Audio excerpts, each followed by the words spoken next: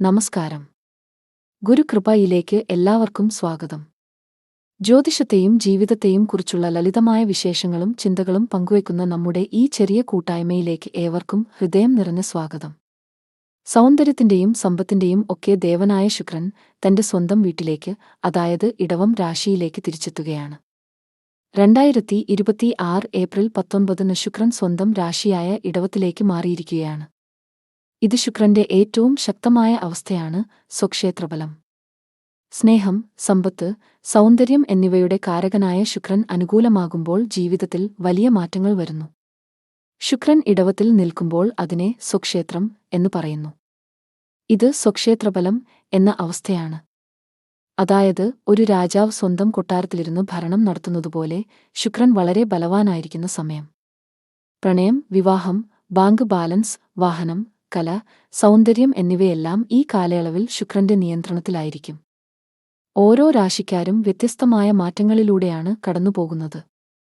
ചിലർക്ക് പുതിയ ജോലി, ചിലർക്ക് പുതിയ വീട്, മറ്റു ചിലർക്ക് പ്രണയവിജയം. ഞാൻ നേരത്തെ പറഞ്ഞതുപോലെ ഇത് ഭാഗ്യം കൂടെയുള്ള സമയമാണ്. എങ്കിലും ഒരു ചെറിയ മുന്നറിയിപ്പുണ്ട്. ചൊവ്വയും കേതുവും വേറെ ഭാഗത്ത് നിൽക്കുന്നതുകൊണ്ട് അനാവശ്യമായ തർക്കങ്ങളോ എടുത്തുചാടിയുള്ള നിക്ഷേപങ്ങളോ ഈ സമയത്ത് വേണ്ട. കുറച്ച് ക്ഷമ കാട്ടുക. ആഡംബരം കുറച്ച്, സ്ത്രീകളെ ബഹുമാനിച്ചും വീട് വൃത്തിയാക്കിയും ശുക്രപ്രീതി നേടാം. ഭാഗ്യരാശികൾ. ഇടവം രാശി. ഇടവം രാശിക്കാർക്ക് ഇത് സുവർണകാലമാണ്. ലഗ്നത്തിൽ ശുക്രൻ നിൽക്കുന്നതിനാൽ ഇത് മാളവിയോഗം സൃഷ്ടിക്കുന്നു. പഞ്ചമഹാപുരുഷ യോഗങ്ങളിൽ ഒന്നാണിത്. നിങ്ങളുടെ സ്വന്തം രാശിയിൽ തന്നെയാണ് ശുക്രൻ. ഇത് മാളവിയോഗം.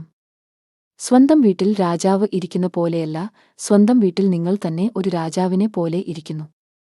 ആകർഷണീയത കൂടും, പുതിയ വരുമാന മാർഗങ്ങൾ തെളിയും, ആഡംബര വസ്തുക്കൾ വാങ്ങാൻ യോഗമുണ്ടാകും. പ്രണയികൾക്ക് വിവാഹതീരുമാനം എടുക്കാം. ആത്മവിശ്വാസം കൂടും, ആളുകൾ നിങ്ങളെ ശ്രദ്ധിക്കാൻ തുടങ്ങും.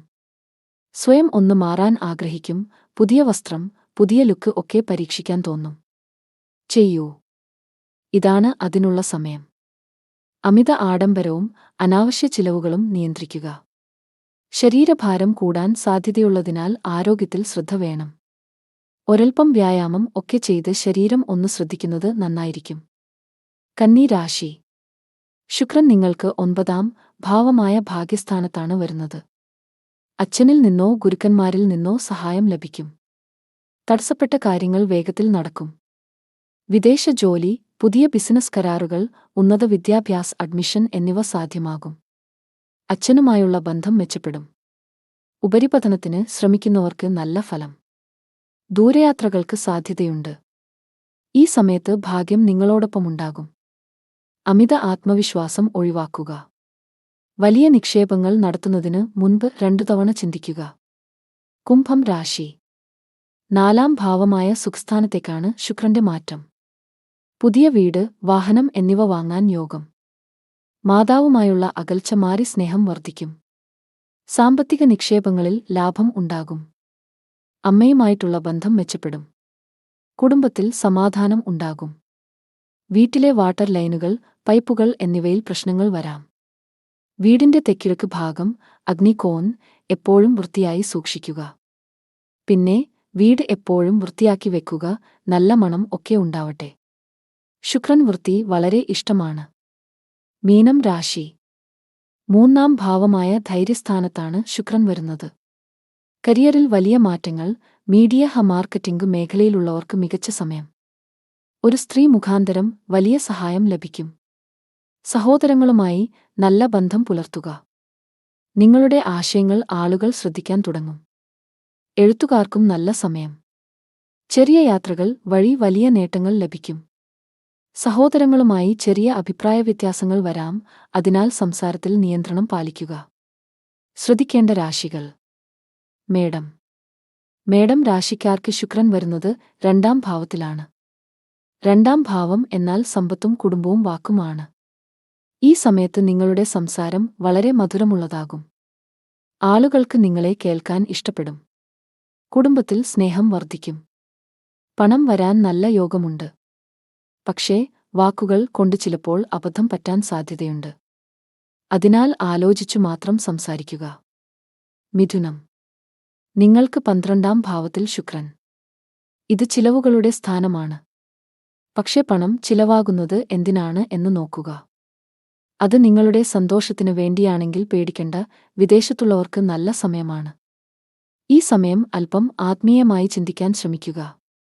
അത് നിങ്ങൾക്ക് ഒരു വലിയ സമാധാനം നൽകും. കർക്കടകം. 11-ാം ഭാവം ലാഭസ്ഥാനം. സുഹൃത്തുക്കൾ സഹായിക്കും. വലിയ ആഗ്രഹങ്ങൾ സാധിക്കുന്ന സമയം.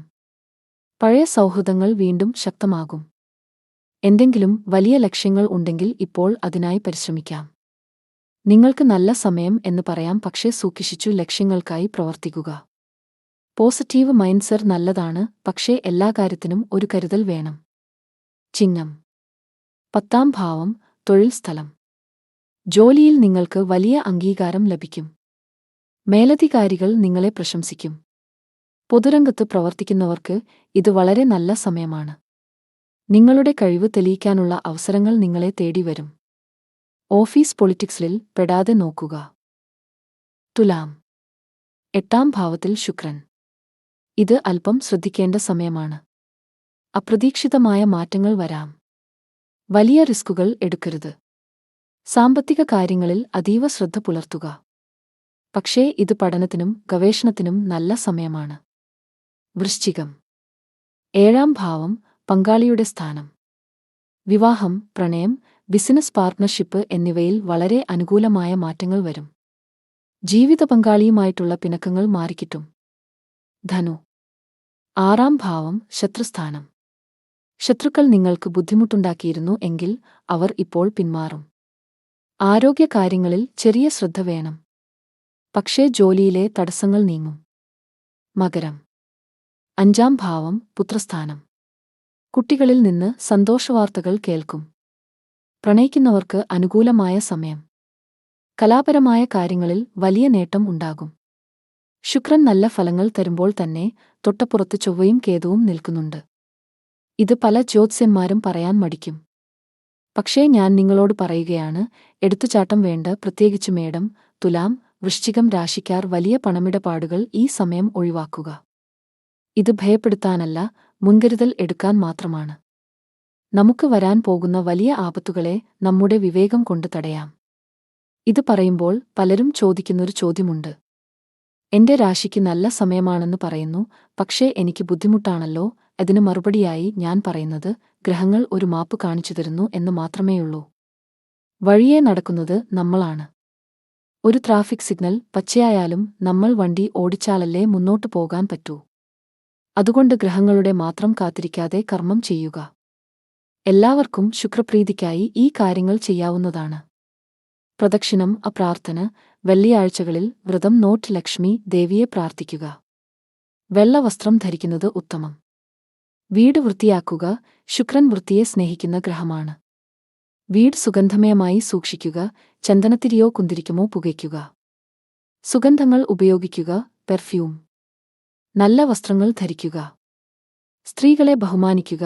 അമ്മ, ഭാര്യ, സഹോദരി, മകൾ എന്നിവരെ സന്തോഷിപ്പിക്കുക. സ്ത്രീകൾക്ക് സമ്മാനങ്ങൾ നൽകുന്നത് ശുക്രന്റെ അനുഗ്രഹം ഇരട്ടിയാക്കും.